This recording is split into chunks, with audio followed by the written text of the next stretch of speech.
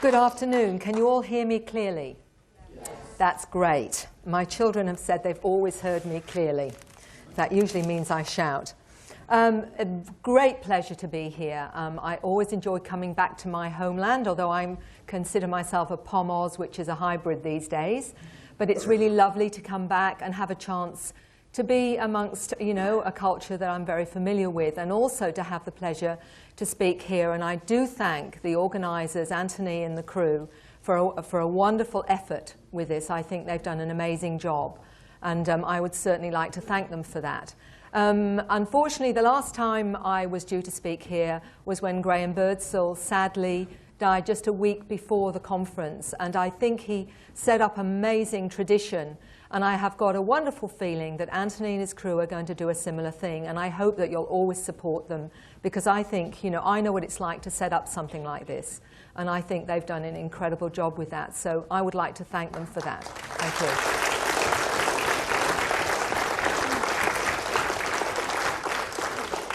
you. Well, today, what am I going to talk about? Well, I'm going to talk about what has been my research of 1,600 cases so far, and what I believe is happening, at least from my limited perspective, because I think anybody who thinks they've got a mandate on this is fooling themselves, because we literally are seeing this through a little tiny window, and all of us have got bits of the puzzle. So I think if we honour each other's research, we may get a better sense of what's going on. Remember that we are only seeing a very small percentage of those that are prepared to look at this within their own experience. So with that in mind, I can only give you thoughts and feelings, or perhaps a tentative hypothesis of what may or may not be part of what's happening to this planet and our interaction with these cosmic advanced intelligences. So I'm starting off with what I call the star children. Now, I believe that over the last 60, 70, maybe 80 years, there's been an acceleration of our development in terms of our evolution. And my sense is probably because these advanced intelligences are seeing what we're up to down here, and it's almost like what is going on is that they've got a 3-year-old with a loaded gun, and they're trying to say, oh my goodness, we've got to wake these lot up very fast. Otherwise, they're not only going to destroy themselves, they're going to destroy the rest of us, or at least interact with us, and we're not ready for that kind of primitive behavior. So let's start off. The reason I've put this down is because for me, what I've had to do as someone who came from a very, very third-dimensional scientific paradigm. I was a nurse and midwife 30 years ago. In fact, if you told me 30 years ago that I would be traveling the world speaking about aliens and UFOs, I'd have probably sent you to the nearest psychiatrist and said, Prozac's really good. The bottom line is that 30 years later, here am I doing this, and it's been an interesting journey, which I think has been very much echoed in the clients that have come to me. I've had to remove everything that I could possibly think of I thought was true and re-examine it. And I've had to re-examine it with this whole hypothesis in mind. And it's been amazing how it's all fitted together in such a better way than it did when I was educated into the third-dimensional belief system. So I do sit down before fact, and I keep my mind open because I don't know what's impossible, and I don't know what I don't know. First of all, I'd like to introduce you to Tracy Taylor. Some of you may be aware of her. I just want you to hear a little bit about how she speaks about her understanding of her experiences.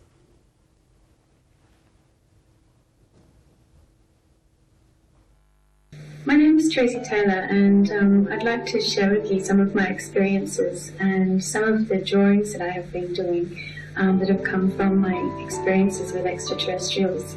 Since I was a very young child, about the age of 2 or 3, I remember having experiences with beings that were definitely not human, and most of those experiences have actually been very positive. It was quite normal for me as a child to have these experiences, and I thought that everyone else was having the same experiences until I grew up and became a teenager and realised that it was quite unusual, and I didn't find anyone else to be having these type of experiences and being taken up onto strange craft and flying around the place. It's been quite a journey, and through my teenage years it was very difficult to relate to other people of my age. I, at the age of 15, found that I had healing abilities, and this came from learning from my experiences with these ETs how to do this using my hands, and that was very natural to me. My family, though, really didn't have much of an idea about this sort of thing, and even though they've been very, very supportive through this, of course they really didn't know how to take my idea of being able to heal with my hands. Up until about the age of 17, I had these abilities and psychic abilities, which I did end up repressing quite a bit because I thought I was going crazy. And I went to seek professional help. I went to psychologists and psychiatrists and had head scans and CAT scans, ECGs done, and obviously nothing was found. But more recently, over the past 3 years, I've been finding myself doing geometric type drawings that seem to come to me through these experiences, and I find I have this urge to draw, and I sit down and my hand seems to just take over, and when I try to have conscious input into what I'm doing, it doesn't seem to work. My hand stops, so I usually need to be sidetracked by watching TV or talking to someone, or being on the phone, and these geometric designs come through. I did a series of about 8 black and white ones, which after I completed them, I was told during a dream to put them onto transparency paper and that they'd fit together. And I thought, okay, well, I'll go and do that. And I actually met Mary Rodwell, which was a lifesaver, and went to a support group meeting with some other experiences, and they all sat down and put them together in a way that I hadn't tried before. I'll be showing you these and show you how they fit together. I'll now walk you through the drawings and explain to you some of the symbology and some of the explanations that have come through within me about what they mean. The black and white ones that fit together, I ultimately hope to have them put onto computer in 3D, as I've been told that it'll explain a little more about what they actually mean. I'm not going to show you the drawings right now. There is a DVD that I've done which is called Expressions of ET Contact, a visual blueprint, where Tracy explains this. But what I wanted to show you was that for Tracy it was normal to be aware that she was on a spacecraft at 5. She soon learnt not to talk about it at school for obvious reasons. The fact that she found that she had healing abilities when she was 15. Now Tracy was quite amazing in the fact that she put herself through the psychiatric what would you call it, scheme of things. And what they found was that there was nothing psychologically wrong. She actually faced a panel of 8 psychiatrists in Melbourne, and she held nothing back. She told them of the beings that she saw, she showed them the drawings that she did, and her experiences. And fascinatingly, not one of those psychiatrists said that they thought that she was in any way mentally ill. In fact, they wished her luck. What they made of it is obviously something that is personal to them. So what Tracy says, and what a lot of my clients are telling me, and that's even here I found some people telling me about the strange drawings that they did, which they download unconsciously but are managing to reproduce. This is what she says about what she feels is happening on this planet. There's a race of beings upon the planet increasing in number, although visually and physically indistinguishable to most humans. They are the bringers of the new, the bringers of light. They're here to guide the awakening of terrestrial consciousness. Now, what I wanted to know was, where is the evidence? Because that sounds wonderful, and I do believe that this is what's going on. But we need to look at the evidence. She also talks about the fact that the DNA of the star kid has tenfold the amount of information. So we have to look at that, and we have to say, well, where again is the evidence of that? Many, many of those that would see themselves as star kids or indigos, crystals, golden children, children of light. The metaphysical community has many names for these different types of children being born now. And I mean, even ordinary grandparents, if I speak to the Rotary or I'm talking at a library, will say the grandparents will notice that their grandchildren are different somehow, even although they can't quantify it. So this is something that's been noticed in mainstream. I meet teachers that tell me the children are different now. So what is the evidence? First of all, what I have discovered is that it's global. And in the Himalayas, there's evidence of children there that show strange behavior. Children using unknown sign languages. Children who draw pictures of triangular objects flying in the sky. And that they communicate with telepathy with unseen ETs. So this is in the Himalayas. We have in Mexico, similar kind of story. Mexican children that also manifest similar behavior. Many in the area reporting a long time UFO sightings, young children, extra agile, this is how it was written, and very talented. Their problem-solving skills have increased. They're much more disciplined, continually using strange sign language among themselves. And in Mexico City alone, 1,000 children have been identified who are able to see with various parts of their bodies. And I actually saw on a DVD a young lady of 17.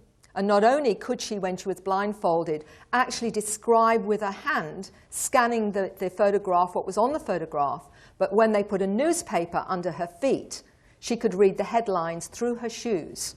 So it seems like we've got abilities that we are only just tapping into.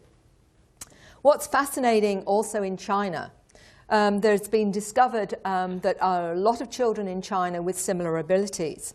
And Paul Dong calls these China's super psychics.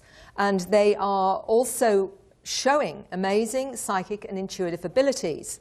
They have the ability to open flower buds with thought alone, display telekinetic abilities, as well as other fascinating multidimensional skills such as sensing others' thoughts. Being reported that the Chinese government has observed these children changing the human DNA molecule in a Petri dish before cameras and scientific equipment to record this supposedly impossible feat.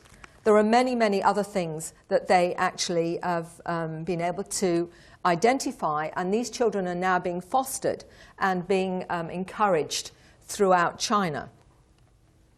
So, what do the star kids themselves tell me?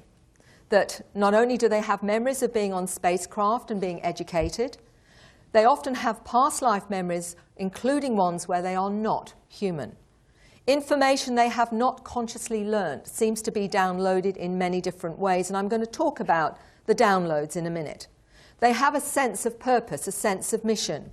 They feel, excuse the pun, alienated on this planet. They find other human beings actually quite barbaric. And they'll say to me, I can't understand how we operate on this planet.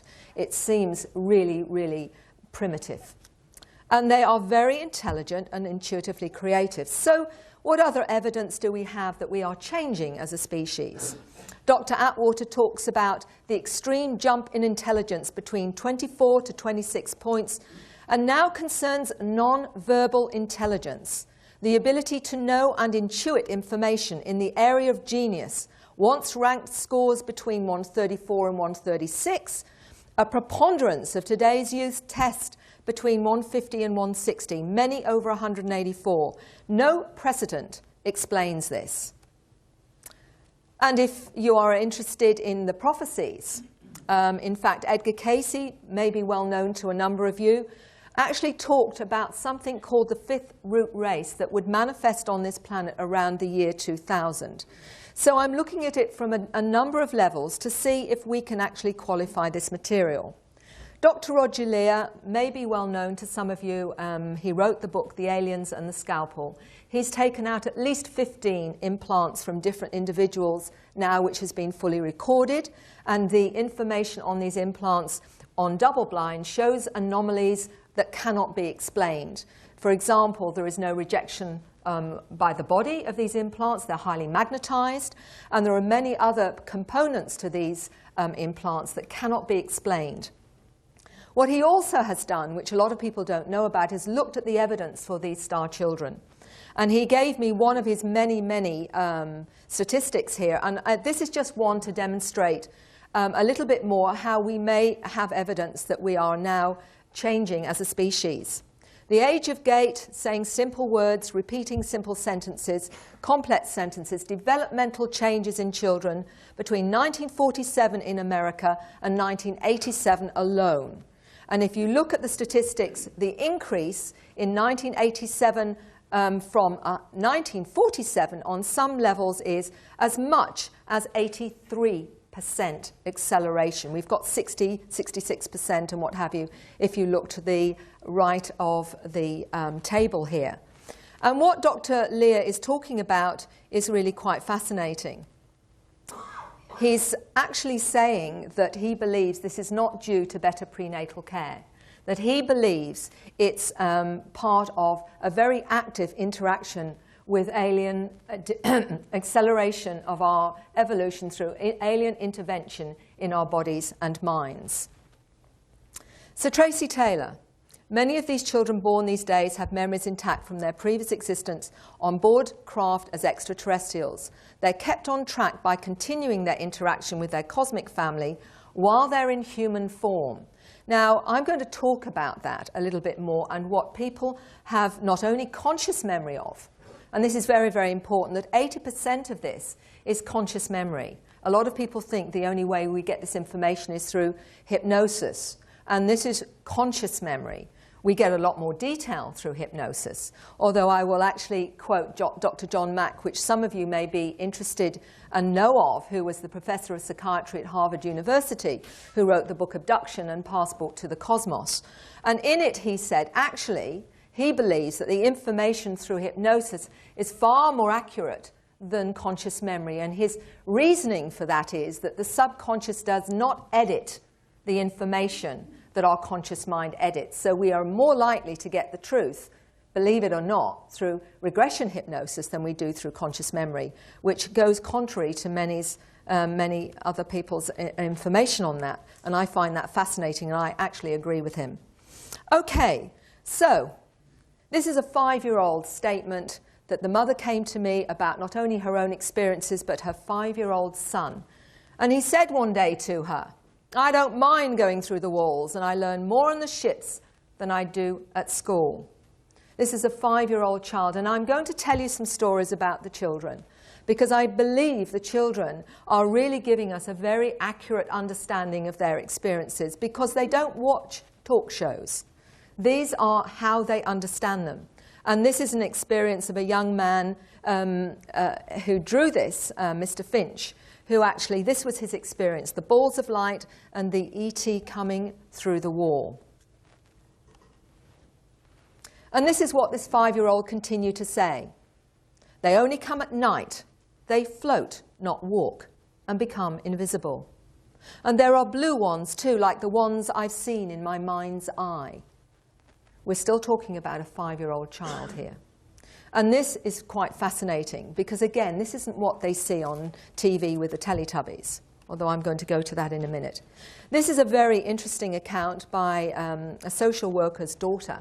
And she did think she was going crazy when one day she was looking in her lounge room and she saw 3 insect-like beings there. And she just had a daughter and she thought, well, I'm a social worker, I know this is crazy. Until somebody knocked on the door. And it was a friend of hers, and she came in. And, she was very pleased to see her because she really thought she was going crazy. And this woman said to her, "Do you realize that you've got 3 strange beings in your lounge room?" And she said, "You can see them too?" This is her daughter. Well, should I say this picture was in her daughter's bedroom one morning. And the little girl, she was just over 2, and she said, "Mummy, I had a visitor in my room last night. And she took me up and up somewhere, and she gave me something to eat." And the mother said to her, "But who did the drawing?" And she said, "Oh, that was the lady." Now, if you look here, you've got an archetypal being.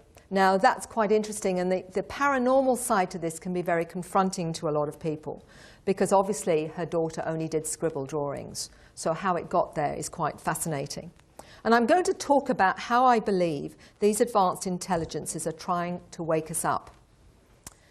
This is what a young lady of 8 said to her mum about what is known as knowledge bombs, or downloading of complex information that many experiencers tell me they have when they have encounters. And she explained it like this: sometimes I get a headache, my head's so small, I can't always take it in so quickly. It's like knowledge bombs are being dropped on my head, which is a very interesting way to explain what she was experiencing. And another young lady, this was a 5-year-old girl talking to her mother about the fact that her mother found it quite strange that the baby, her little sister, wasn't hungry in the morning, which she normally was. And the older sister, who was only 5, said they'd been taken up into a spaceship. And she said they're like giant Teletubbies, and they sit cross-legged and meditate. They take the baby too and they feed her. Now, whether or not they actually look like Teletubbies, or whether or not they're using, as they do, like screen memories, an image that the child is familiar with so that they're not frightened. But what was fascinating was that she was talking about sitting cross-legged and meditate. What child of 5 talks like that? This is a drawing done by a 4-year-old child. And the mother came up to me and said, this is one of the drawings my son's done. And he said, "Mummy, this is the man that comes and gets me." And as you can see, there's no ears, there's no hair, there's no mouth, there's no nose. And he's actually tried to draw a few more. This is drawn by a 4-year-old. And there you can see a triangular craft. And he said he's even done a side view. Now, we're talking about a 4-year-old child here. And what's fascinating is he's done an energy field. And what child knows about an energy field around a craft? And he said the energy field was to stop the people from going in and out. In other words, his interpretation was it was to keep them there. Now, this is a very interesting story in the sense that the lady had had a lot of experiences and encounters. And she said that her daughter was only barely 18 months old, and she went to the bookcase. And of all the books in the bookcase, there was only one she took out. And it was this one. And she said, "Mummy," in her little toddler voice, "Clowny, Clowny comes and gets me." And Clowny, the screen memory for the ET, and she pointed to the face, "comes and gets me." Bianca later, when she was a little bit older, actually drew Clowny. And this is the craft that she said she goes on. She even pointed to the window that she looks out of. And the craft, which is the green one, where she goes up to the main craft, or the mother craft. And this is what she says about Clowny. "Clowny sometimes takes me in his spacecraft. The colours are grey and black. I get there because Clowny flies, not with wings, he floats. Clowny's energy field. Clowny used to scare me, but my mum and dad said he's my friend. I thought Clowny was stealing me, but he was healing me. Clowny said he will protect everyone in the family. And Clowny's colours are white, yellow, red, pink and blue. Clowny's like a friend to me and takes me away at night sometimes. It's not very often anymore. He used to take me a lot when I was little, but I think it's because I've seen everything up there already." This is another picture of Clowny. Sorry about the blue background, but again, she's actually saying a little bit more about Clowny. Her brother also sees Clowny, and he's slightly younger, and his mother also told me that Clowny sees angels as well. And this, again, you can see that they've got little wobbly legs, which looks as though the being is floating, and 3 digits. A similar kind of thing. Now, I'm going to tell you a bit more about the paranormal side of this, because this is part of it, and many people experience this. Things go missing, and then they find them again. Taps or electronics turn on and off. The electrical field of the experiencer seems to be one that does seem to affect a lot of the electronic equipment. But this was particularly interesting, and I'm going to give you a chance to just think about it for yourself. This particular book was taken up to bed every night by that 5-year-old little boy where you saw the pictures. And he used to, as his mother say, scan the book with his hand. And he used to then, the next night, give it to his sister to take up to bed. And the mother had no idea why he would do that. But what really confronted her was not the fact that he scanned each page with his hand, was the fact that one morning both children came down with a book. How did that happen? Well, I usually throw that back to the Star Kids themselves, and I actually talked to a young man who was 17 years old, and I said, would you have any explanation of this? Because for me, this is quite confronting. And he said this, and I'm going to throw it out to you. Make of it what you will. He says this: the child reading the book with his hand was scanning the pages with his palm. The palm of the hand is a strong energy channel, known as a minor chakra. So by scanning this way, the child was reading the energy signature, not the words. He could pick up the essence of the story through the author's emotions and moods at the time of creating the words. He could still enjoy and to some extent understand the story in this way, but through an emotional journey rather than allowing the words to stimulate the imagination as most mortals do. As for reproducing the same book, well, that's easy. We can manipulate time, as time in a linear sense just doesn't exist. It's a human invention to separate events and to make sure you conform to what is expected in your lives. All the child did was go backwards, through time if you like, and bring the same book back to the present with him. So the sister had the same book literally. Now, this is a 17-year-old young man. You can make of that whatever you wish, but I found it quite fascinating because I'm going to talk about what's taught on the craft, and one of them is about time. This is a drawing of a 10-year-old girl. This being came into her bedroom. She was very, very frightened at the time. But you notice it's got a flat head. And again, no nose and no mouth. But what was interesting, a 13-year-old girl drew some with flat heads as well as the egg-shaped heads, which again is just showing you how in different parts of the world they correlate. Now, this is a particularly interesting story because it's two brothers. One was 11 and one was 13. And this lady wrote to me from Vancouver. And what she told me was that the next morning, both her sons talked about a spacecraft being above the house the night before and taking them on that spacecraft. Now, this is two children saying the same thing. The younger child was actually talking about this strange being. He was in an auditorium, which you can see there, with other children in pajamas. And he's talking about being taught things. And he said the lady looked unemotional. She had no ears, no eyebrows. The nose was just slits. There were no fingernails, and her face had no expression. And he said that he didn't feel particularly frightened, but he was being taught something. The brother, however, said that he also saw beings there, and this long implement that he's holding was actually nothing to do with a weapon, but was something he said was like an anesthetic. He felt these beings were like scientists and they were curious about us. And he was told it was something to do with genetics. And this is a 13-year-old child talking like this. And this is what she said. He felt the devices were more like tranquilizers than for killing. And she said, the older boy felt uncomfortable remembering the details, the same as his brother. They both remember a light in their bedroom. And the older brother remembers the little one being upset. If I have to go on the spaceship, then I'm bringing my teddy. And his older brother was helping him find it because he knew they didn't have much time. Now, you have to ask yourself, when you get such detail, is this really a fantasy? And the fact that they were both describing similar things. She's also a lady who's had experiences. She often sees UFOs, as you can see one just to the right of your screen. And also orbs seem to be around her children quite a bit. And that's something else that seems to be part of this as well. So let's have a little bit more of a look on what this is all about. With the orbs, by the way, I'll tell you something that I mentioned in another presentation. I'm finding that this seems to be relevant to the whole experience, encounter experience. A young 15-year-old boy, actually someone that I worked with here in Britain, when he was exploring an experience where some beings were visiting him, he was actually mentioning what the beings looked like. And then he said, there's two orbs of light here. And I said, so what are they? And he said, it's Grandad and Uncle Ted. And he said, they're here too. And I said, so that's what the orbs of light are? And he said, oh, yes. He said, they're here so I won't be frightened. And interestingly, when the beings went back on the craft, so did the orbs of light go with him. And that will lead into some more information that I want to cover with you.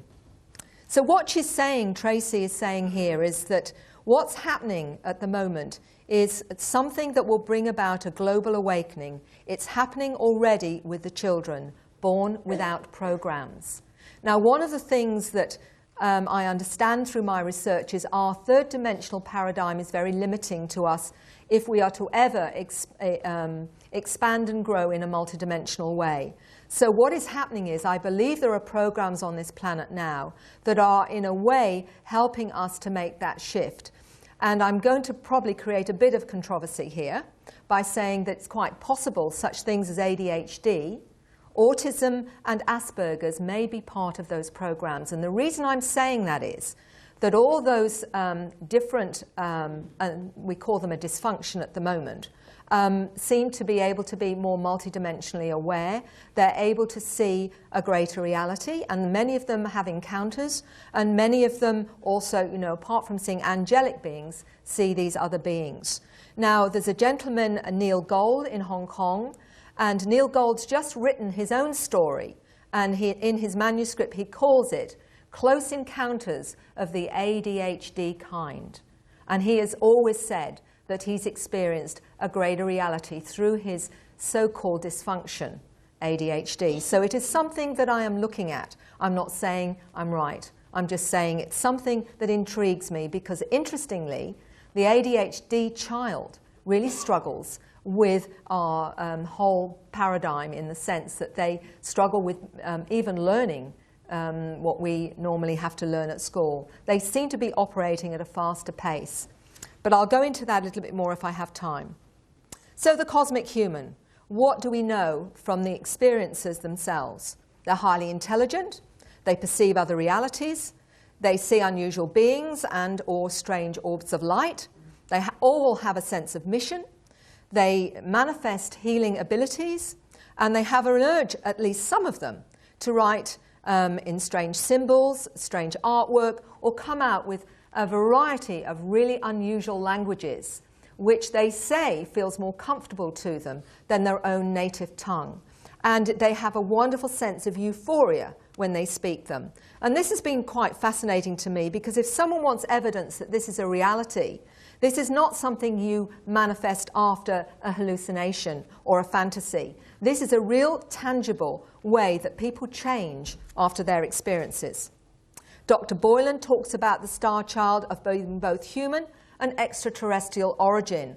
And a lot of my research is indicating that not only are we a hybrid species, but some of us actually have a number of different kinds of DNA, not just human, not just potentially grey or zeta, but sometimes those called manta, which is the insect-like beings, and possibly many, many others. And that is what they're told on the craft, and I'm going to go into that a little bit more. Again, what evidence these children are about. There are many all over the world, and one of them that's been researched a little bit on Project Camelot, for any of you that want to know a little bit more about the whistleblower material. The Camelot team went to Russia and met Boriska. And he was, it was interesting because he came to my attention because this young man still had memories as a child of actually being born on Mars. And he talked about visiting the Earth. And he talked about Lemuria. And this is some of the things that he talks about. He actually said that, that Lemuria existed 800,000 years ago. They were 9 meters tall. He stated that people will find knowledge under the pyramids. And he said also life will change once the Sphinx is opened, and that the opening mechanism is behind its ear. He also talked about the Martian civilization, megalithic cities, and spaceships and flights to various planets, as well as Earth. He had an amazing understanding of cosmology. He talked about the gifted kids, and they were called indigo. He said he knew of them, and something was going to happen on Earth. They are of great importance, and they will be able to help people. He also was an amazingly advanced child. He could hold his head up in 15 days, spoke his first word at 4 months. At the age of 7 months, constructed his first sentence.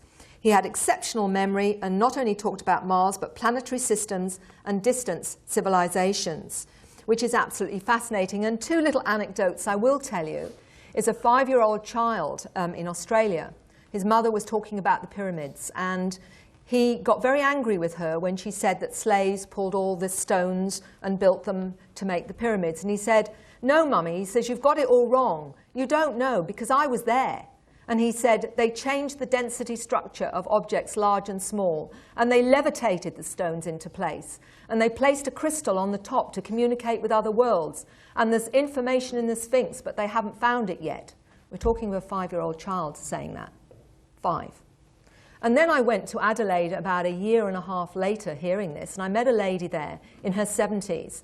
And in the 1950s, when she was on her farm, she told me that this strange structure she saw outside her farm, and she thought the Shire had built it overnight because it looked so strange.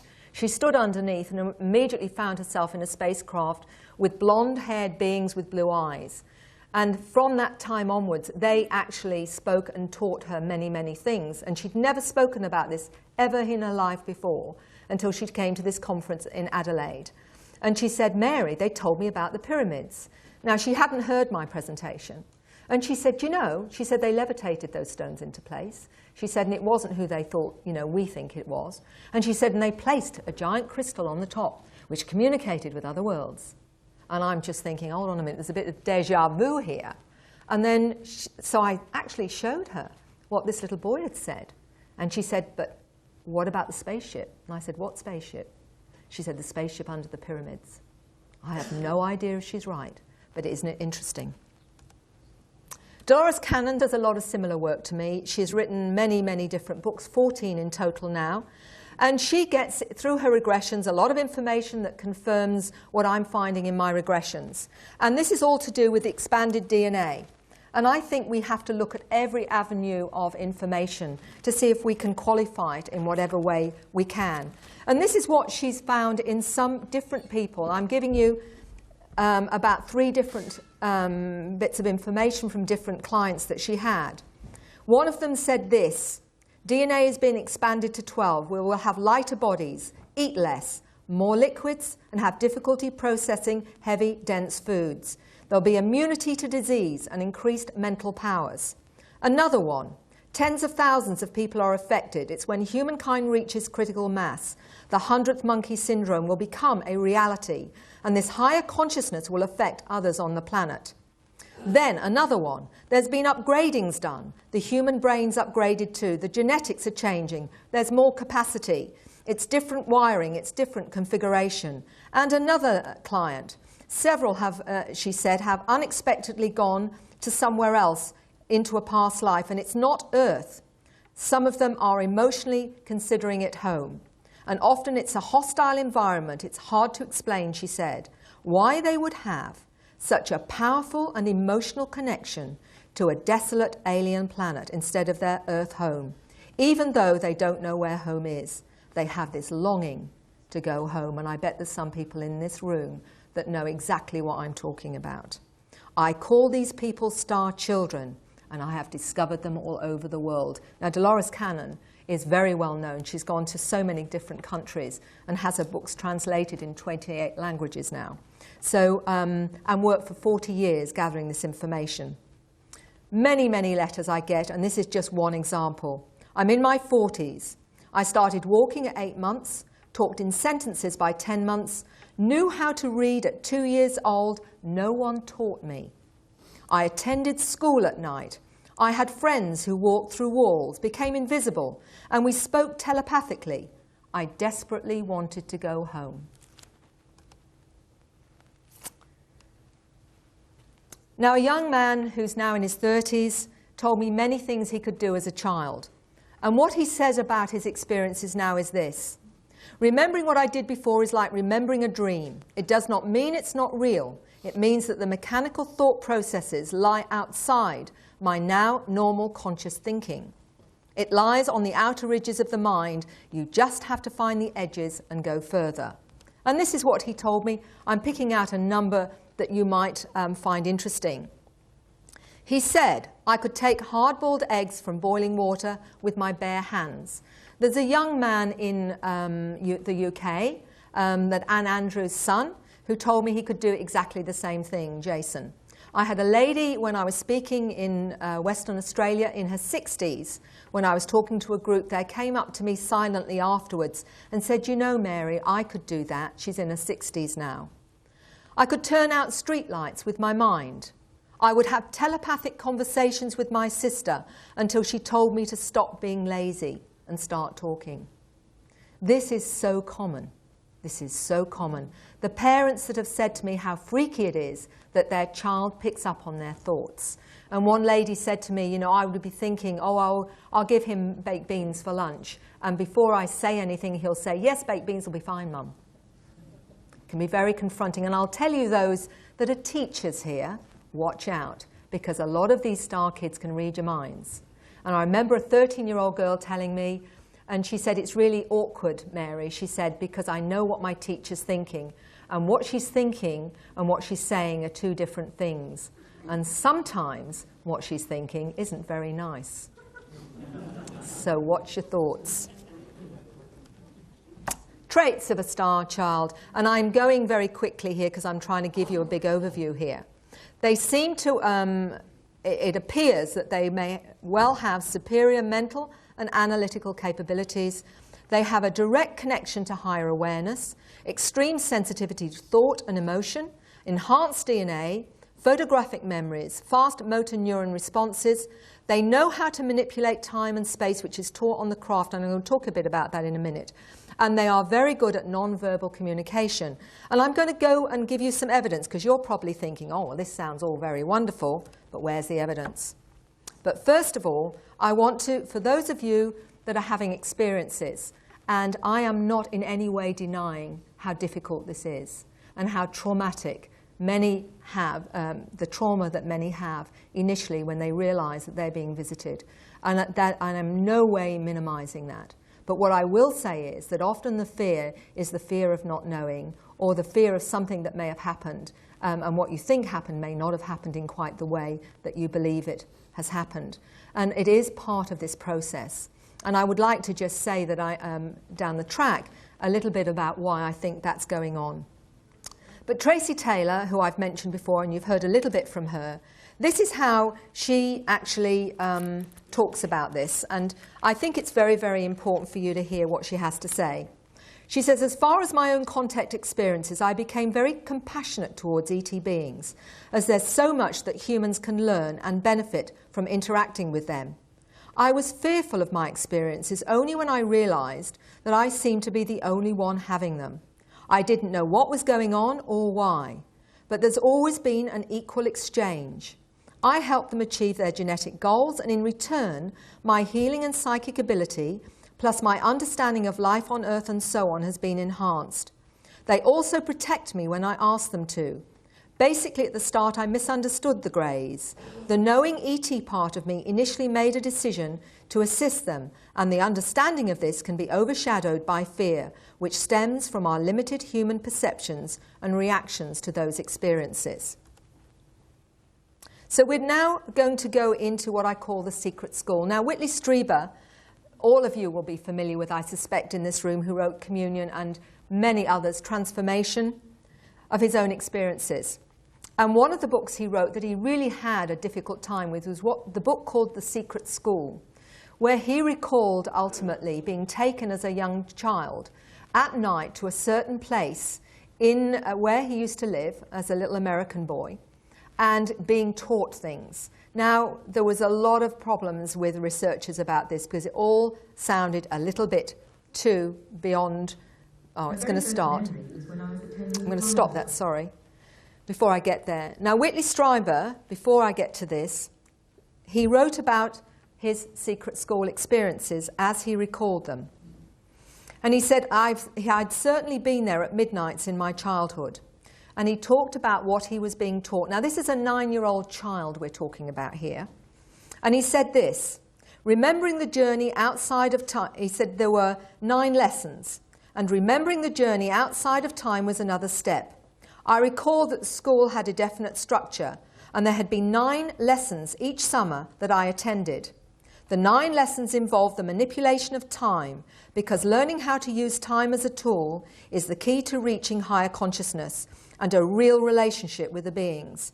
or parts of ourselves who are already superconscious. The secret school is part of the process of revising reality, a clandestine meeting of minds struggling to restitch the fabric of the world. It's about getting free of time, about remembering ourselves in all our truth. So, I was really fascinated by this. So, do my clients have this experience? Well, there's a gentleman who, you're hearing my voice because he remains anonymous, but this is his memory of being taken to a place in London where he had a similar experience of being taught and gone missing. My very first memory was when I was attending primary school in the East End of London.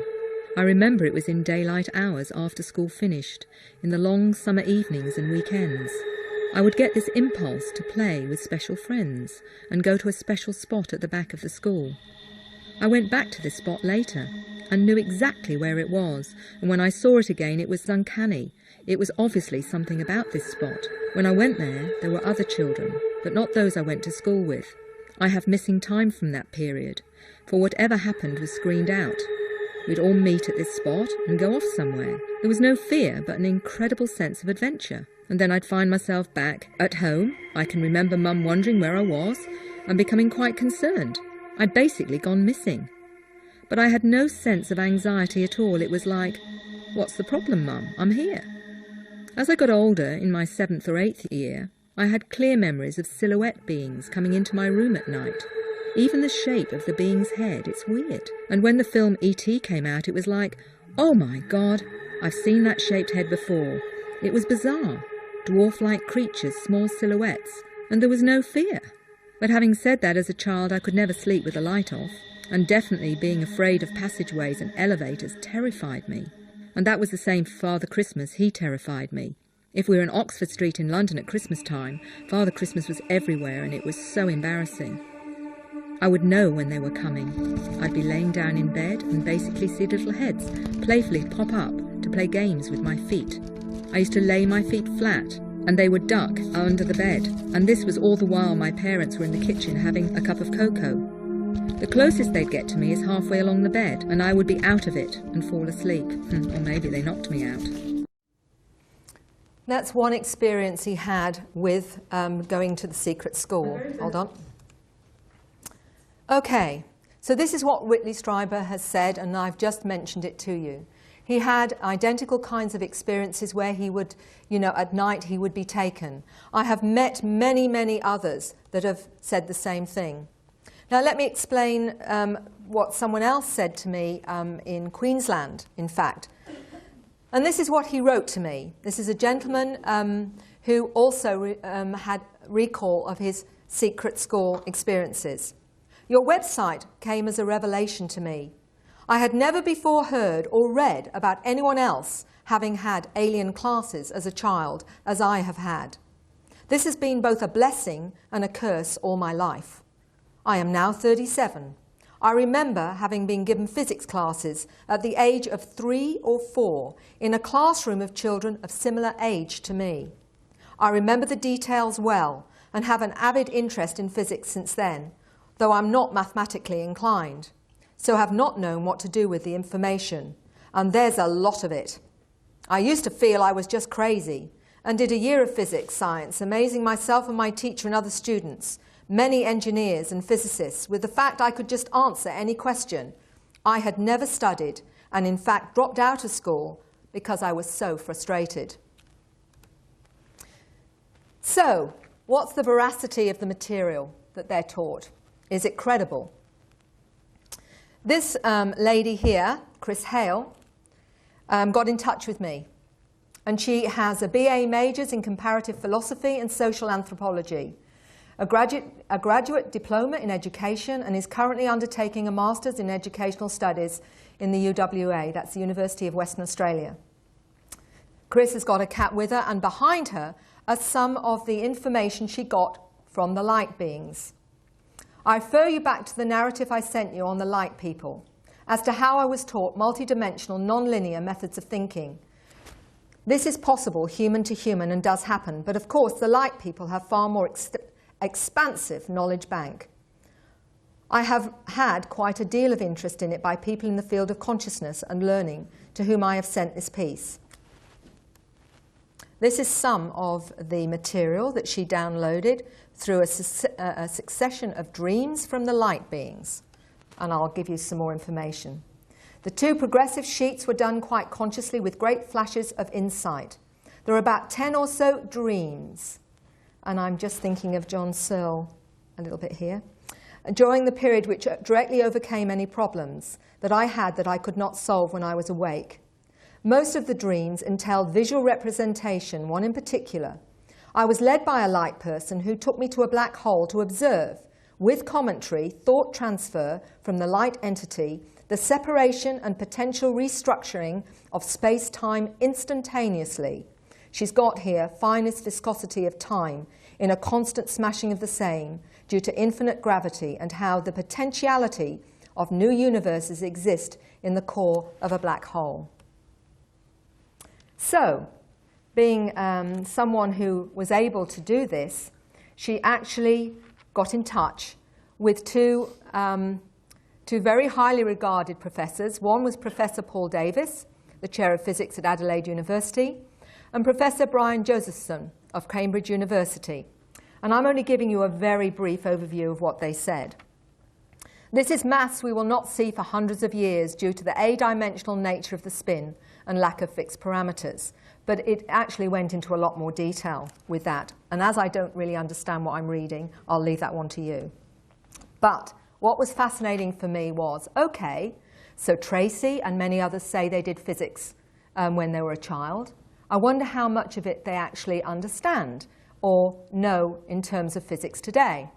So I asked Chris if I might send to Tracy, who was actually in England at the time, some of her drawings from the light beings on this, without saying anything about them, but what could she understand, because she used to tell me she had downloaded physics. And within 24 hours, I actually got a reply from Tracy, which was really great.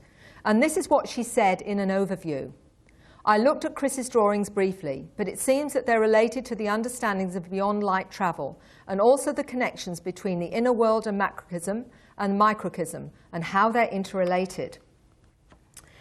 Now, what's fascinating is what Chris responded to that. She said, she's absolutely spot on. Over 5 to 6 weeks, I was taught about the viscosity of time and space continuums in my dreams. It's how the inner and outer connect and how we can dematerialize within overlapping continuums. Yes, it's beyond light travel. Good God, some of the best physicists in the world have looked at this and haven't realized what she has seen at a glance. So, what are some of the educational syllabus that I've isolated so far? And I am sure there is so much more. So they're taught quantum physics, new understandings of experiences of time, the connection to all things, new thought processes, understanding of the spatial geometry of thought, new expanded states of consciousness, out-of-body training, telekinesis, telepathy, mind melds, ecology, healing and working with energy, the true history of man's origins, time travel and teleportation. And one of the most fascinating recently is parenting classes. And I'm going to give you a quick overview because I think it's really important. These new children, it seems, need to be approached in a different kind of way than the way that we normally behave. And Susie Hansen, who I'm going to mention at the end of my presentation, talked about going on the craft with her son, him going in one direction, her going in another. And she was taken to a room with about 14 other parents. And what she was shown was an interaction she had with her eldest son, where it was like in real time they'd recorded this interaction, where she'd said something to her son and her behavior to him. And she said it was quite embarrassing. But then she said she was shown how her son perceived her behavior to him. And what they were saying was, with these children, you have to do it differently because they see things differently. So you now have to behave in a different way. And every parent was shown an incident and then shown how they needed to behave from their child's perspective, which is fascinating. Gosh, I wish we had this here. Ultimately, though, the bottom line was then she actually got very, very teary because she said, now I know why I'm different with my eldest son to my younger son, because she'd felt very guilty about it. So that was quite fascinating. Hypercommunication. It should be borne in mind that the nature of extraterrestrial communications, that in a majority of instances, star visitors communicate with humans by telepathic transfer of mental images and concepts, rather than by words and speech. And this is really where we go into something I'm particularly interested in. Tracy explains it this way.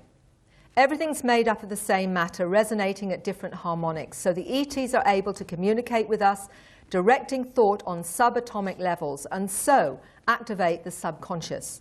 These symbols are meant to communicate the nature of the macrocosm. And that's really quite fascinating. Right, let's just give you another little example. All around the world I meet people that come out with these languages that have had encounters. And it's been fascinating for me because I've wanted to understand more. And again, it's like joining the dots.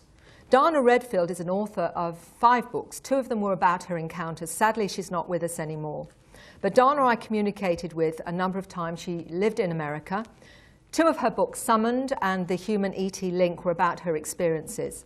And I sent her a DVD of Tracy speaking, and she said to me, when Tracy began to speak in the musical language, I spoke along with her, almost as if I were engaging in a 2-way conversation, which was quite incredible to her. I have had many people come to me that have heard some of the languages and say, I do that too, but I never ever talk about it.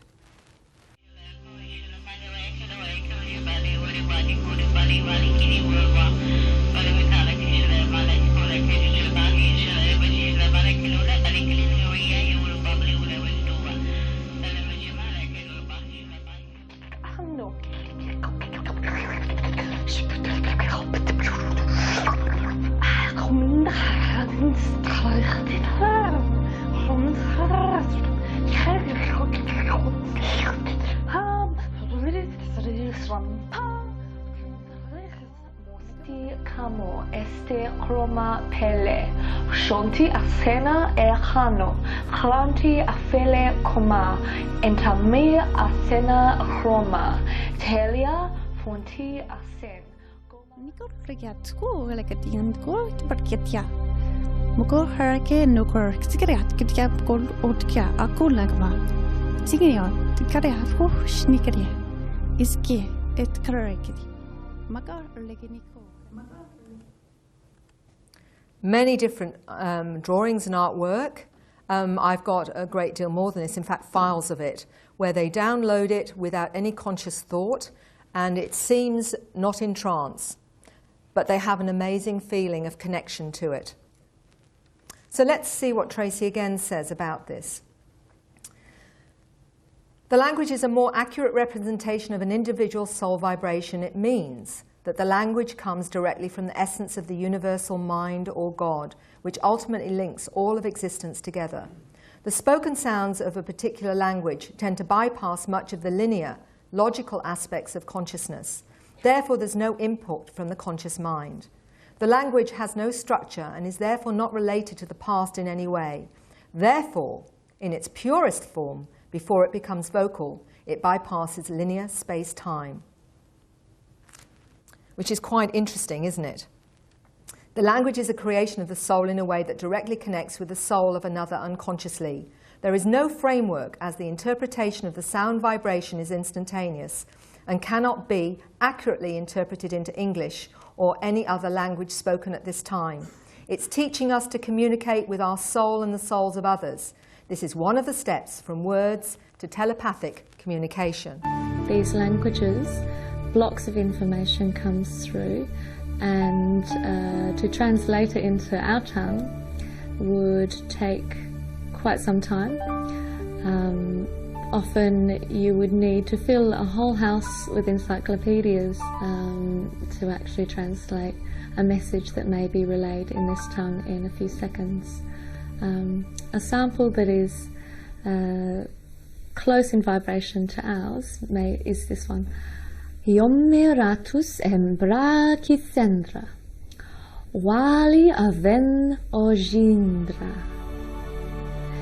This means that we are reaching a stage in our evolution where chance is no longer as we imagine it. Everything has a place and we are now drawing all the pieces of the jigsaw puzzle together, and we are recognizing our part. Our part in the universe is what she's saying. So what Rochelle is talking about there is not only the fact that she is aware of her own star child dual consciousness, but she is aware of what many of the languages are about, in the sense that not all of them can we translate in normal ways. It's just like using the concept of the word Christmas, for example. Christmas immediately brings in all this other information, from Christmas trees to what you cook for dinner, to the parcels and everything, but it's just one word. And it's similar to that, only a lot more complex. The symbols and script are the ancient forms of communicating volumes of information without having to read pages and pages. And these I call compressed files, and I think there's a very important reason why they're being downloaded at the moment into many of these individuals. So I believe that the possibility is that we're being assisted to go from verbal communication to telepathy. And one of the ways of explaining that is what Chrysail talks about. She says this: for example, in lectures, when the lecturer is in full flight teaching and his or her mind is completely open to students, I found I could just go into their mind and absorb the concepts directly. I'm not primarily listening to their words, but in their mind with them, extracting the concepts myself. This circumvents a lot of misunderstanding. I feel these refined children are doing the same. I have taught, have made sure my mind is completely open while speaking. There was thought transplanting going on. My bank of information was merged with theirs, and they re-schematized their own knowledge systems accordingly. Of course, symbols would be the written conduit for this, like in non-literate societies, say of ancient Greece, where the mystical knowledge could only be passed on face-to-face by an adept teacher. But ancient symbols hold the conceptual keys that trigger within the observing mind without a teacher being present. What is happening with people, kids, who have these experiences is more a different way of learning than our generally accepted linear way of learning, reading pages and pages. This is an extension of our symbol trigger mentioned by Tracy. So make of that what you will. Can you tell us what you're writing? Sure. It's really like translating information that has been lost, information that was known by ancient civilizations. I'm not able to give you a more accurate description of this writing. My style is really like a shorthand, if you like. It's probably quite messy. But within each character, again, like the languages, it's really like a block of information in itself. If you were able to get three-dimensional, depiction of each character, because that's how I see each one, that would be much more accurate. With all the information that comes through me, I'm aware of it being multifaceted. When I do healing work, I also will see coding in the air, in the energy field, and I may see this coding in either numbers, like you may see mathematical configurations, or I may see them as dots, or I may actually see them as portals. There are many different ways that you can view them, or you can see them as sound. It's the same with the writing too. And what are you feeling at the moment that you're doing it? What is the sense that you have? I feel very happy when I'm expressing in these ways, when I'm expressing through what people might call ET languages or ET writing. It feels much more natural for me than many of the human forms of expression. I guess this has to do with my dual consciousness and the fact that for me it is really learning about being human rather than learning about being extraterrestrial. Did you hear the last of that? It's more about learning to be human than being extraterrestrial. She's actually having to learn to be human, and that's what she's talking about. And one of the things that I haven't included here is I asked her how she read this kind of script, and she was describing that she puts her hand over the top of it and reads it like a kind of barcode with her hand. And what does that 5-year-old little boy do? Exactly the same thing. Again, what I found with others, like Dana in America and many, many others, they do a range of interesting, fascinating, complex drawings. These are some of Dana's. I won't go into the explanation here because they're actually on my first presentation. So I'm just really wanting to give you some idea of the complexity of some of the artwork, which certainly is showing some things going on with these individuals in terms of what experiences they're having in their encounters. And of course, coming out with the strange scripts. I see so much of this. It's sort of, I've got files of it from people from all over the world. But some of it is very similar, some of it is quite different. This is some of Dana's, and she has a fascinating understanding of them as well. This is more of her work. And this is one of Tracy's. As you can see, it is very busy, but it's also quite fascinating to see that each tiny bit of it seems to hold a great deal of information. And this is where I'm talking about the complex files. Now, Tracy also did black and white ones. Actually, to the right of you there, you'll see this strange image. This was something that Tracy did probably about 6 or 7 years before she went to Egypt. And she said that this particular one was particularly fascinating to her. And let me just explain what she said about it. She said that this was at Karnak and Luxor, and she knew immediately she took this image with her that it would fit.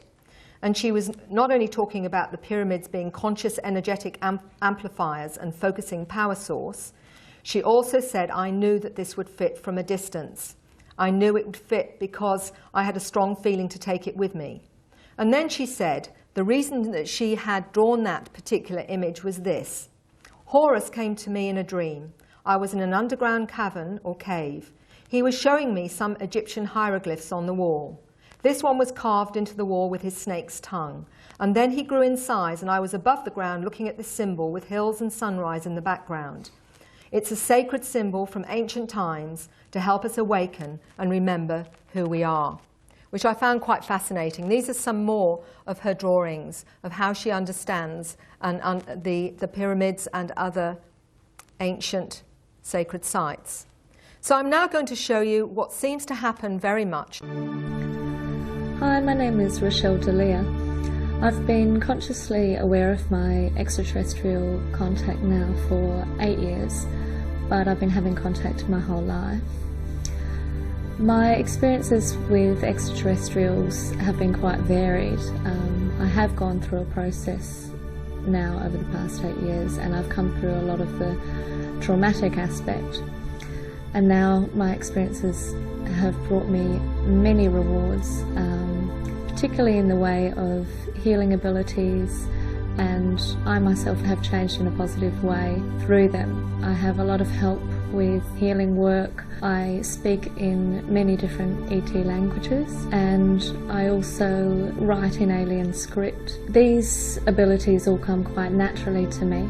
How were you aware of the fact that you could heal, and what is your understanding of the healing that you do? The healing work that I do now has changed and evolved over the years. It first began when I had an experience. I was drawn to go outside of my house at about 3 a.m. and I was looking up at the moon, and when I was looking at the moon I felt quite strange and felt to close my eyes. When I closed my eyes I felt lots of different sensations. I felt cool air being blown on my eyes and on my fingertips.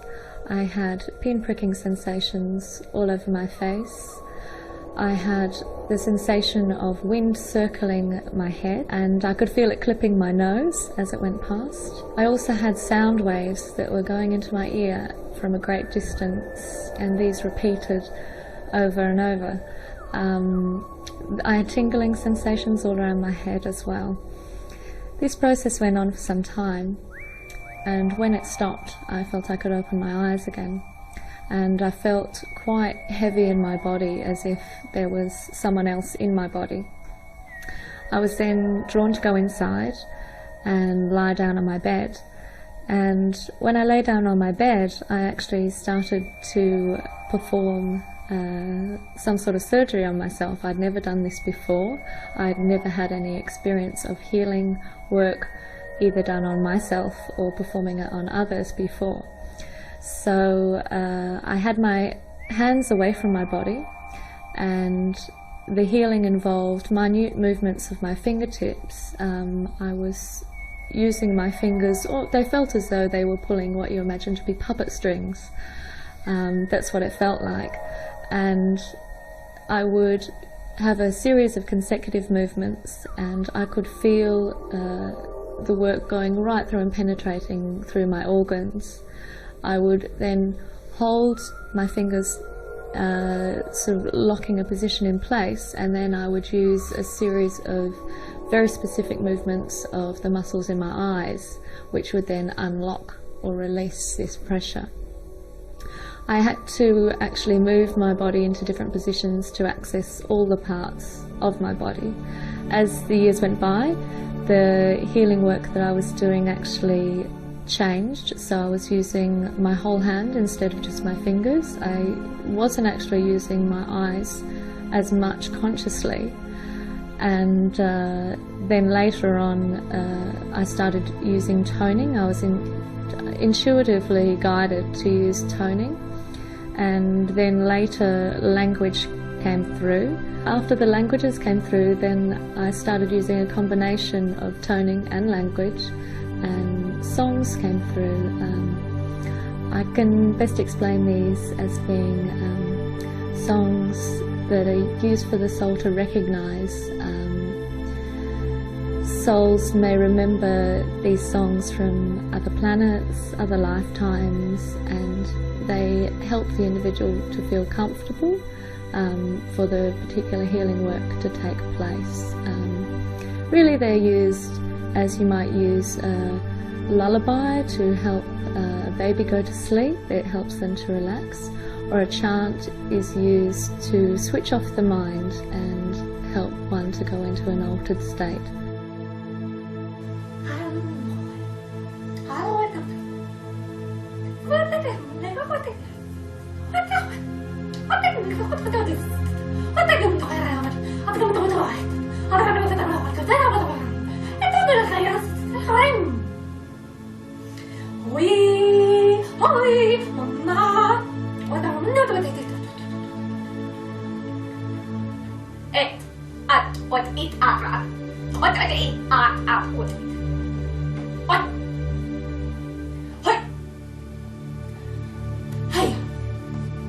What Rochelle's doing there is actually talking about healing and about the fact that she found after an experience with the moon, and the moon is very important here because a lot of people talk about the moon being around or a very big moon. My suspicion is it's not the moon at all, that it's actually one of the craft. But she talks about having experience where she was drawn outside and felt these strange sounds going into her hearing, to her ears. And when she went inside, she started to do strange movements, which she called psychic surgery, on herself. After that, she was drawn into healing, and she uses toning, she uses different sounds. And what's fascinating about it is that she has a really complex understanding of what she's doing. I work to retune, like I use a tuning fork, like you would a musical instrument. I do this by bringing in the frequencies the person most needs at the time, both sound and coloured symbols, as we are multidimensional in nature. Now, some of this is going to perhaps confront some of you, but I want you just to... When I work as a healer, I switch from how I normally operate as my human self to my ET self. It might sound a bit strange, but I have been given information about my dual consciousness. I can best describe this as coming into this vehicle having both ET and human characteristics. My human self is very sensitive, very emotional. My ET self is very clinical, very practical, very matter-of-fact. The healing work that I do, I'm operating in ET. It is really like operating as a surgeon. I see very clearly in the energy field the problem, and I fix it. There's no room for emotional involvement. My personality steps aside, and I hear where the energy field is out of tune. I don't hear in the way that we normally hear. I hear with another sense, if you like, that we don't normally use. There'll be certain places in the energy field that will be out of tune, and I work to retune, almost like you would use a tuning fork to hear when a musical note is in tune. How I do this is by bringing in the frequencies that the person most needs at the time. I do this through sound and colour, and quite often symbols come through with the sounds that I translate as well. The symbols are multidimensional in nature. They're not like normal shapes that we are used to. I work with a team usually of about 6 to 10 different beings that help me, and my team actually changes as I do. Usually I don't like to name the beings that I work with or identify them. I think for me it's just important that I'm aware of their energy more than anything else, but they will give me a name if it helps me to feel comfortable and more familiar with them. The client usually will feel relaxed after a session. Usually they will feel more balanced. Quite often they will leave their body, or I will, I guess, be aware that they leave their body during the session. They may be aware that they've fallen asleep, but it's actually quite different, and they usually leave at exactly the same time during the session. It's usually about half an hour into the session that they leave. This is so deeper work can take place without their conscious mind being involved. So, for some of you, I'm pretty certain that will confront you a little bit. So I found this really interesting because I've talked to many people that do energy work that have had encounters. What draws them into it? And Tracy talked about being aware of energy in her hands when she was 15. So I wanted to understand more of not only the language and the depth of their understanding of it, and I'm going to go into that in a minute. I've been looking at science because my background's nursing midwifery. I still need to quantify that in third dimensional terms that make sense to me. And I found something really very interesting. And this is to do with some recent Russian research, which was actually translated into German, is the work of von Graesner-Fozar and Franz Bludhoff. And it suggests that our DNA can be influenced and reprogrammed by words and frequencies, without cutting out or replacing single genes. And the geneticists and linguists have found that DNA is not only responsible for the construction of our bodies, but serves as a data storage, and in communication follows the same rules as language. It just requires the right frequencies. Now what we're hearing here is that somehow or other some language actually can alter DNA. Now what are these, a lot of these individuals telling me? That they use language, tones, they're using sound to heal. To me, what's the difference? There's something else with that. What they also said was that the nature of DNA are like holographic computers. Information can be transmitted by vibration and frequency. They call wave genetics. They've also found DNA can cause disturbing patterns in a vacuum, producing magnetized wormholes. These are tunnel connections between entirely different areas of the universe through which information is transmitted through space and time. DNA attracts this information. It passes into our consciousness, hypercommunication, in a state of relaxation. Now listen to what Rochelle says is her understanding of what she's doing. I'm very relaxed, very at ease. Like a lot of things have been taken off my shoulders. The beings that were working with me were wanting to demonstrate how the different areas in the body actually interact. So when I was placing my hands across and pointing out different sections of the body, this was for the audience as well as for you. It was just showing how each part of the body is not independent of any other area. They all work together, and it's important that we recognise this, see the body as a whole. There are particular titles that are given to each part of the body that are related with vibrations, and by expressing the title or the name, as you would say, it actually activates that area. They also have links with different energies from planets and dimensions. So if you like, we're imagining that the body is the universe and all the planets from our solar system and all others exist within this. So we are making them all work together. And within each chakra, all of the planets exist.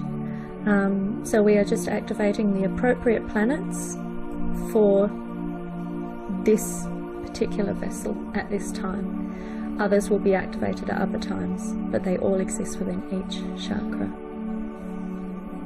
And each chakra is also multidimensional in nature. It is not, as we imagine, just 7 chakras, but each has many layers. Well, I find that really interesting when we're looking at what we know about DNA now, or at least what these researchers are indicating with DNA. So let's take this one step further. I have been really interested from my nurse midwife days on why we have this DNA mystery of ours. Not only have we 223 genomes in our DNA that is a sideways insertion of genetic material that did not come up through the invertebrate phase of our evolution, that is also part of, which actually contains everything to do with higher psychological functioning. Where did that come from?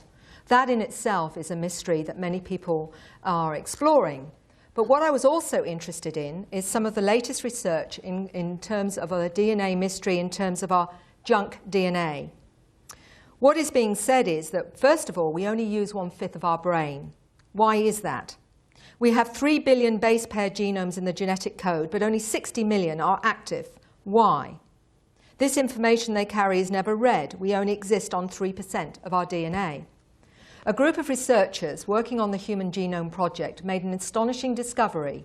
They believe the so-called non-coding sequences, which is 97% in human DNA, are no less than a genetic code of unknown extraterrestrial life form. This is Professor Chan, the group leader. What we see in our DNA is a program consisting of 2 versions, a big code and a basic code. The complete program was positively not written on Earth, he believes. He says the genes by themselves are not enough to explain evolution. No creator, be it programmer from Mars, Microsoft, would not leave a program without an option for improvement or upgrade. The upgrade is already enclosed in the junk DNA. He suggests that it's nothing more than a hidden, dormant upgrade of our basic code. We already know that certain cosmic rays have the power to modify DNA. So it is plausible, he says, that the extraterrestrial programmers may just use one flash of the right energy from somewhere in the universe to instruct the basic code to remove its blocks and fuse itself to the big code. That would change us forever. Some of us within months. There'd be no more cancers, diseases, and a short life, and would catapult us intellectually. The comparison would be the difference between the Neanderthal and the Cro-Magnons. This complete program is elegant and self-organizing, auto-correcting software for a highly advanced biological computer. The difference between a short diseased life and potential for a super-intelligent super being with a long and healthy life. So what about the downloads, the scripts, the language, the crop circles? Is this part of the energetic upgrade via our DNA? Remember, we're talking about a flash of the right energy. So what are these as part of that upgrade? Are these part of us waking up? Are they helping us to wake up? Are these ancient symbols that are actually assisting this process of evolution? Certainly, many people are affected by them, not just because they're amazing to look at, but when are inside them feel all sorts of very powerful frequencies, including healing. And Freddie Silver, in his book Secrets in the Field, suggests that could it by implication be that the crop circles are a universal language? We keep hearing that word. But what else are they doing? My name is Susan. Hold on, I'm going to stop that just for a second. So we're looking at the potential here that in some way, possibly, those compressed files or downloads I wonder, and I'm only wondering, whether in fact those compressed files in fact are the new software for the new computer. That when we finally get switched on, if that's what Professor Chang is talking about, we're going to need a new operating software. I wonder if in fact these downloads are compressed files and the new software for the new computer. I really don't know, but it's an interesting thought. Now, just before I go any further, I just want to give you an overview of this. We're actually doing very well for time, so I might even be able to answer some questions. Suzanne Hansen is a very dear friend of mine who's had experiences all her life. She's a former teacher. She now runs Ufocus New Zealand and has had many conscious experiences. She's been taken aboard craft many, many times. She's also been shown her children on the craft. And she's going to confront some of you that perhaps still feel that a lot of the Zetas and Greys are in fact robotic-like creatures, because that's not been her experience. And it's not been the experience of many of my clients. Now, I can't go on other people's research, and I have no intention of going into their research, because I don't actually know how they've worked, or their clients, or anything like that. I only know what my clients are telling me. So I'm only going for this moment in terms of the understanding they've given me of what they understand about these beings. One of the things that Suzanne has told me is that when she's on board craft, she has particular connection to some Zetas. She knows them well. And she said, and they have a sense of humor. And she said, apart from that, you know, she has found them to be extremely loving, extremely compassionate, and extremely kind. And one of the incidents in regression this was that she told me when she was learning things on the craft to use her mind was when one of the beings was accompanying her down back home, and she said the being in his mind showed her that he was sending an etheric arm around her to let her know that he was with her and he was looking after her. And it was his way of showing that he was caring for her. And she perceived this, and to show off, to show what she had learnt, she sent an etheric arm round him, and he acknowledged the fact that she'd learnt well. Now, these are really interesting little details. She even talked about, from this experience, that when she was being told she was going to meet someone special, she described skipping along the corridor behind the little being and how the being was highly amused. So because you don't see the face move, you don't need to, because everything is in the mind melds and in the telepathy. Now, this is a particularly fascinating experience that Suzanne had. She was told to come and see me and have a regression. She flew over from New Zealand to Perth. Not exactly cheap, but she was told that this was one, she shouldn't have any come in with any mandate, any particular experience. She had to be open to what we explored. So this was totally, in any way, not a conscious experience. But I want to demonstrate something I believe, very profound. My name is Suzanne Hansen, and I'm the director of a New Zealand UFO sighting and contact research network called Ufocus NZ.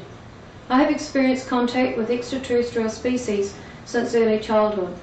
Today I will describe two directly related experiences on board craft, which demonstrate how some souls are altered, educated and fostered by ET species as a part of ongoing constructive programs and agendas for the future benefit of mankind. In 1962, when I was 8 years old, I was taken on board a craft and into a large familiar room that I had visited often with other human children. Here we learned to interact and socialise comfortably and competently with other species of ET children, using enhanced telepathy and sentiency. On this occasion, I was taken aside by an adult grey and asked if I'd like to meet another child somewhere on board the craft. Before I go any further, I just want you to be aware of the little cradle that you're seeing in this picture. And that particular cradle, when Suzanne first saw it, she burst into tears. And she says, I know that cradle. And she described the fact that when she had a very difficult childhood, that when she'd had a particularly traumatic time on Earth with her human family, she was put on that cradle. And it actually had certain frequencies that would rebalance her energy field. And she burst into tears because she had been shown such compassion and such love. The Grey telepathically conveyed thoughts, pictures and explanations to me regarding this child and its life. But the volume of information was too great to retain consciously, and I was just left with an overall impression regarding meeting a new friend. The Grey told me about the child with considerable care, and I sensed there was something he was not yet telling me, but he was seeking my cooperation with this meeting. We proceeded to a small room and waited, and I felt excited about meeting a new friend. Two Greys entered the room, with a vibrant blue ball of light floating in the air between them. As I stared at the ball in surprise, having expected a child to arrive, I experienced profound feelings of love and familiarity, and sobbed at these unexpected thoughts. The Grey told me I would love this ball of light in the future, as it would become my son. He referred to it as both a source and a complex system, and said I had known it since before my own birth. The Grey began an intense mind-to-mind download consisting of 3 streams of information. The first just calmed my emotions and confusion. They wanted us to get to know each other, future mother and son, and they would observe how we related to each other. A second stream embedded extensive information into my subconscious concerning the purpose of this project, the genetics involved in the creation of my son's body, and the dual education he would receive on board craft, both as a child and in his source or soul state, which he told me had been enhanced and altered by them for a specific purpose. Finally, a third stream brought my mind back to the present as an 8-year-old child, and they left me to play with the ball for a while. I tried to relate to the ball by first asking it to bounce, but it just floated there unresponsive. I felt disappointed and sat down on the floor. Suddenly, I felt as if I was being watched and became aware the ball was thinking at me. It descended down onto my shoulder, and we were soon racing around the room, communicating happily. But all too soon, the Greys returned. They expressed satisfaction that the meeting had gone well. 2 of them took the ball of light away, and I felt deep sadness and longing. The Grey assured me that we would meet again many times up until the day that this son would be born. So we returned to where the other children were interacting. In 1983, now aged 28 years old and near to full term in my first pregnancy, I was taken on board craft. My memory begins with me being assisted down a corridor by 2 tall entities, a mixture of species. They expressed concern for me as I had been ill throughout the pregnancy, and so they tenderly supported me as we entered a small room. They helped me onto a shelf-like bed, and we were joined by a Grey.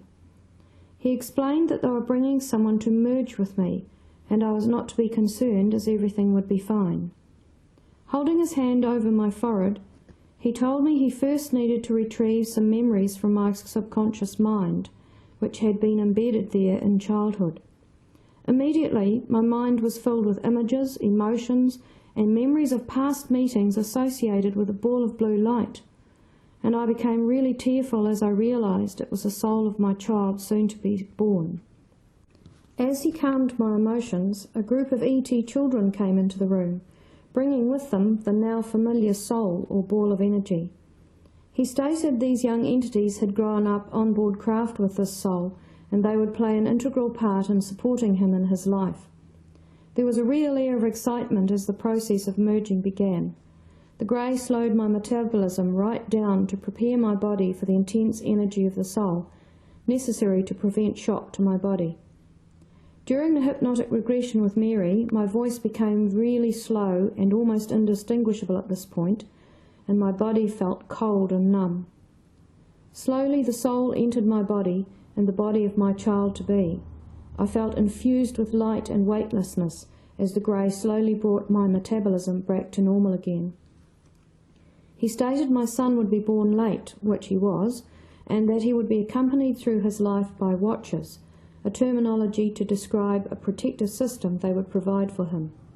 He added there are thousands of children being born in a world like him, part of an extensive project to create positive changes and accelerated evolution from within the human species. These two experiences illustrate the complexity of the soul state and reveal extraterrestrial involvement with souls incarnating on this planet for specific purposes. It challenges us to reassess our current understanding of the soul's existence before incarnation, and the idea that the soul evolves not just through repeated cycles and lifetimes of personal experiences, but can also be enhanced, altered and educated by external forces or species. And I will just say that again for you. These two experiences illustrate the complexity of the soul state and reveal extraterrestrial involvement with souls incarnating on this planet for specific purposes. It challenges us to reassess our current limited understanding of the soul's existence before incarnation, and the idea that a soul evolves not just through repeated cycles or lifetimes of personal experiences, but can also be enhanced, altered, and educated by external forces or species. Now, this is going to, for some of you, I think, be quite a difficult concept, and I understand that. But what it seems to be suggesting to me, and obviously Richard Dolan talked about it yesterday, that we are not just perhaps looking at the fact that we're looking at extraterrestrials, interdimensionals, transcendentals, and perhaps even some from our own future. But the bottom line seems to be, as this 15-year-old that was seeing Uncle Ted and Granddad as orbs of light, that they are also part of this big picture of these beings that we are interacting with or having encounters with. And there seems to be far more going on than we ever thought. And there is the sense that there is no actual separation in that sense. I think one thing I want to say now is that the abduction, the so-called abduction scenario, I participated in a thesis by Simon Harvey Wilson that was the comparisons between shamanism and abductions in Western Australia in 2000.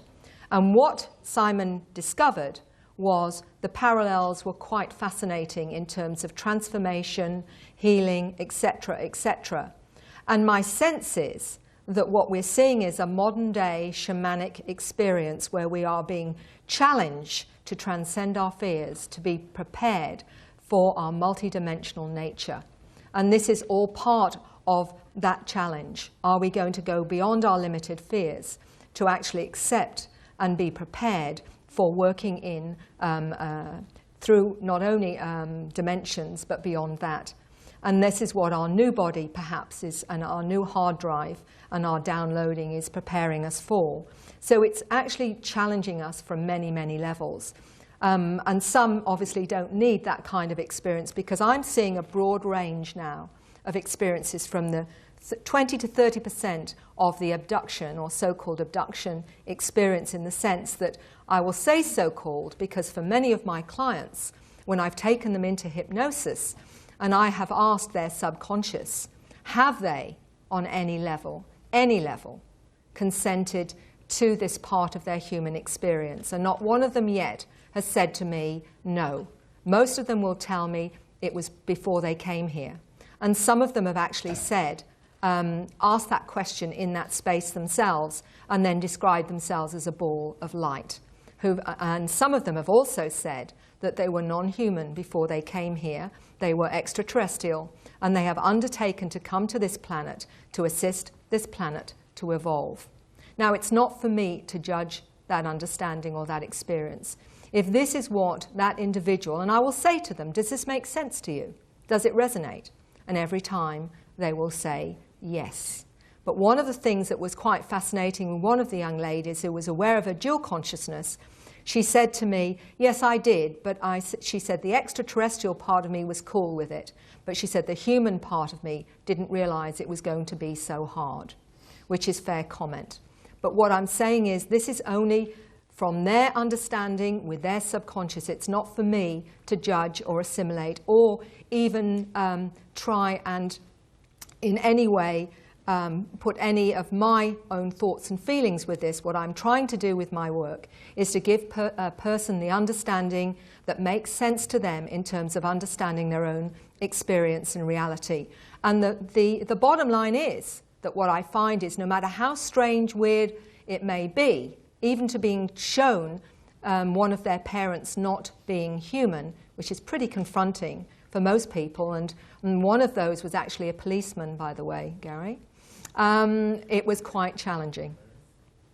So what's interesting for me is not something they would consciously want to say or even admit to, but they say to me on a deeper level, it actually resonates. And that's all that matters to me, is that it makes sense to them. What it allows them to do is integrate this experience and heal and move on and expand in their own way in whatever makes sense to them. So instead of actually being in conflict with their third-dimensional paradigm and trying to fit this experience into that box, they accept that they're operating on two levels of human experience. And once they can accept them both as being okay, they can actually grow with that, integrate, heal, and live normal lives and normalize it, which is very difficult in a world that denies their very reality. So with that, I hope I've given you something to think about. I also hope that you understand I'm not expecting you to take on board everything that I've shown you. All I would like to do is offer you what I'm learning and understanding from my 1,600 cases so far. And this is what I've put together as a way of myself trying to make sense of it. I have no idea how far I'm right up with this or not. But if anything makes sense to you, or if it even just incites your curiosity, then that is basically all I need to do. And I want to thank you all for being a wonderful audience. And I have got a chance for a few questions. So if you've got any questions, I'm quite happy to answer them.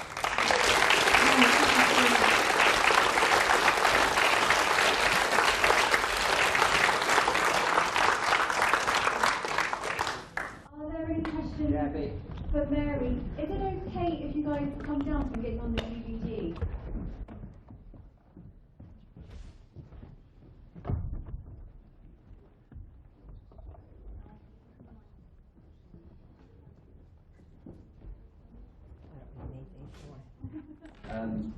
Yeah, I'd just like to ask, you mentioned about the way some of the people you've dealt with pick up on a language. What sort of proportion of those actually learn it on board a ship or in some sort of artificial sort of ET-like environment, like some of the contactees that I've come across, and if not, how else do they sort of pick up the language? It's a very interesting question. They've never actually talked to me about where they downloaded these languages. Some of them say it is a download and what have you. But interestingly, I met a young gentleman who was English, who came to Perth, and he came to me about his experiences. And what he did say to me in terms of the telepathic part of that was that he'd actually lost his scout cap, which is his brand new cap, and he'd gone to the Scouts. And when he came home, he didn't have it, and he'd had a strange experience. And when we explored his experience, one of the interesting things he said to me was when he was up on the craft, everything he was hearing around him in his mind was a jumble. He said, but it was like I had to tune my mind to a frequency, just like you would a radio signal. And he said, and I could hear everything very, very clearly. He said, which was quite fascinating. It's the first time I'd heard that. Now, from what I can gather, it's all telepathic on the craft. But these seem to be downloadings. And the way Rochelle describes them as soul languages or universal languages. So if we take on board, and that's a big leap for some of you, I do understand, that perhaps some of these individuals that are now in human form actually came from other star systems or whatever, and they feel like their family is out there, and that's what they will tell me. You have to wonder whether or not this is from their origins. And I mean, this is really tangible stuff for them because the emotional side of it is very profound. And many of them say, I don't want to be here. I don't like this place. It's not like home.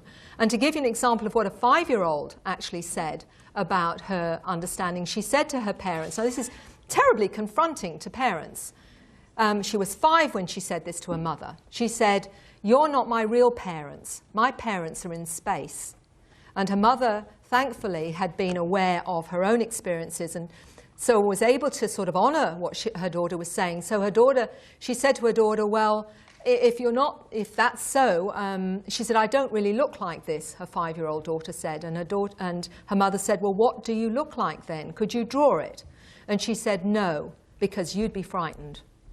Now, we're talking about a 5-year-old girl. I have heard this so many times from different people saying, I feel like I've been adopted. My family doesn't feel like my real family. And even though I love my family and my parents, I feel I don't belong. I feel I belong out there. And there will be people in this room that relate to that, absolutely. Now, are they crazy? Are thousands of people crazy that are feeling like that? Or is it, in fact, telling us something that we need to be aware of? You know, and that's all I'm putting to you. So I hope, as I say, I can't give you any more than that. Okay. Oh, hi. Hello, Mary. Hi. I came up today because I was very anxious to hear you above all the other speakers who I've heard already, and they're all excellent and got lots to tell us. But I think you've got a very special package of information to give us. And I have to say, having downloaded it, my head is hurting a bit. And I'm trying to sort of fit together in my own head all the threads that have already been there, and then feed in the new ones that have come through you. I'm involved in a project to actually prove the physical existence of greys on this planet, which I regard as a very important stage in us being able to prepare our minds to take in the new information. And that's just by the by. And it happens to be called the Star Child Project, so there's a plug for the Star Child Project. But what interests me is what I picked up, and I'm a little bit muddled because so much of the new stuff has come in, is this interaction between the beings on their ships out there and us here, humans. Because I think it's very important that we actually start to think about what it means to be human. And what I got from you, I couldn't quite remember where it came from, whether it's Michelle talking about it. I don't think it's Sue, I think it's Michelle. Michelle. She was saying that they actually come to us because they need to experience the human side of them. And I feel this fits in very much with the process which is going on now on the planet, of which the information about the aliens, the physical existence of the aliens is part, but it's also what I would call human self-realization. It's actually finding out that we are a species in its own right, and not just some sort of evolutionary or genetic accident, or even the sort of, I don't know, there's all this stuff about the Anunnaki and how we actually came into existence at all. You know, that we are a slave species originally, and a subspecies and a lesser species, and we could actually be a super species. And so I want you to comment on that. Oh. Thank you. Thank you. I do feel that, you know, and there's a lot of differing opinions about, you know, why they're doing this and what's their agenda, and are we actually just ultimately going to become biological fodder, and they're going to take us over and all the rest of it. And I think I'm a pretty logical kind of a person. And the way that I look at it is this. If they are taking us onto these craft and teaching us cosmology and all the different things about the origin of the species, teaching us how to use our minds, teaching us how to heal, and all those things, why would they bother if they're going to take us out? Or just why don't they just leave us alone? And let's face it, we're doing a pretty good job of taking ourselves apart anyway. So for me, it doesn't seem very logical, unless there's something I'm missing here, to bother to help the new human, if you like, to grow and expand and change and become multidimensional, unless there is something else going on here. And I certainly can't see it would be ultimately to take over the species. I do believe that they have a lot of programs, and some of those are to do with us, but some of those are to do with understanding themselves. And I will just give you, as part of that answer, a gentleman that just recently I did a regression with, and he was taken up onto a craft, and he told me that the craft was 32 miles long. And then he said he saw thought forms in a kind of aquarium. And he said to the beings, "What is this?" And they showed him some technology which apparently creates a kind of wormhole into other universes. And they said, what we're doing with you is what we're doing in other universes. We seed other universes, and we create, just as you will do one day. Now, you can take that or leave it as you will, but it seems to me that if they've bothered to change and alter our genetics and gradually enhance our abilities in the way that they're doing so that we can become multidimensional, why would they bother if it wasn't an agenda which seems to me to suggest we are being helped to change and to grow and to understand our multidimensional and the magnificent nature of what we could be, because I believe we all have the potential for that. And perhaps, just perhaps, they're giving us a helping hand. And I believe, from what I've seen so far anyway, that's the case. Ladies and gentlemen, Mary Rodwell, thank you so much.